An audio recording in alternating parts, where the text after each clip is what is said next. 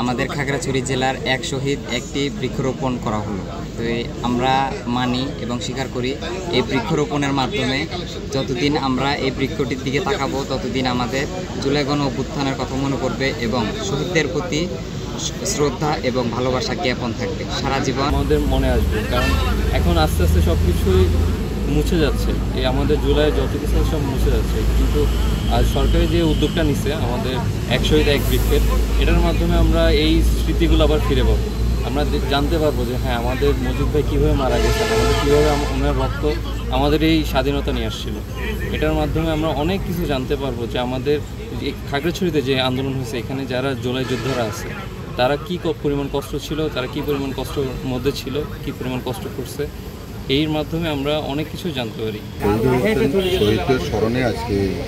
আমাদের যারা জুলাই একজন খাগড়াছড়ি যারা একজন শহীদ আছেন ওনার ইয়েতে আজকে এই রাস্তা বৃক্ষরোপণটা করা হয়েছে। এই বৃক্ষরোপণের মাধ্যমে আমরা যাতে প্রতি বছর অন্তত এসে এখানে দাঁড়িয়ে অন্তত দাঁড়ালে আমরা বুঝবো যে এটা শহীদদের স্মরণে এটা করা হয়েছিল। টানা সপ্তমবারের মতো বেস্ট টিস্যু পেপার ব্র্যান্ড হিসেবে স্বীকৃতি পেয়েছে বসুন্ধরা টিস্যু। অভ্যুত্থানে যারা শহীদ হয়েছেন তাদের স্মৃতির প্রতি শ্রদ্ধা নিবেদন করে আমরা আজকে খাগড়াছড়িতে একটা পলাশ গাছের চারা আমরা রোপণ করলাম। এই পলাশ ফুলের রক্তরাঙা যে লাল ফুল, এটা আমাদেরকে শহীদের কথা বারবার মনে করিয়ে দিবে এবং সাথে সাথে আমরা এই শহীদের স্মৃতির প্রতি শ্রদ্ধা রাখব এবং পরিবেশ সংরক্ষণে আমরা যে নবীন প্রজন্ম যারা এই দেশকে নতুন করে স্বাধীন করেছেন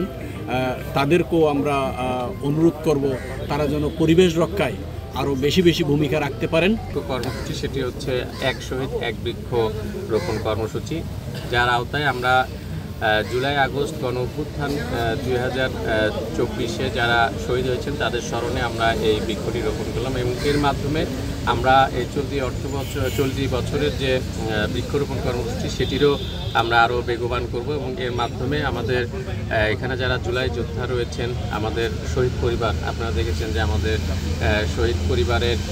শহীদের ভাই মহিম তিনি এবং জুলাই যোদ্ধারা মিলে আমাদের বৃক্ষরোপণ করলেন এবং এর মাধ্যমে আমাদের জুলাই আগস্টের যে চেতনা সেটি আমাদের এই বৃক্ষের মাধ্যমে এটি এখানে একটি বড় ধরনের আমাদের মনে করে তরুণ প্রজন্মের মধ্যে একটি বড় ধরনের সাড়া দেবে এবং হচ্ছে তারা এই পরিবেশ সম্পর্কে সচেতনতার পাশাপাশি আমরা এই জুলাইয়ের চেতনাকে ধারণ করে আমরা এর মাধ্যমে আমরা জুলাই অভ্যুত্থানের যারা পেয়েছেন শহীদ পেয়েছেন তাদেরকে স্মরণ করার একটা প্রতিনিয়ত সুযোগ পাবো। আমরা এই গাছ দেখলেই মনে পড়বে এবং তার সাথে সাথে আমাদের পরিবেশ বান্ধব হওয়ার একটা আমাদের এই সুযোগ আসছে,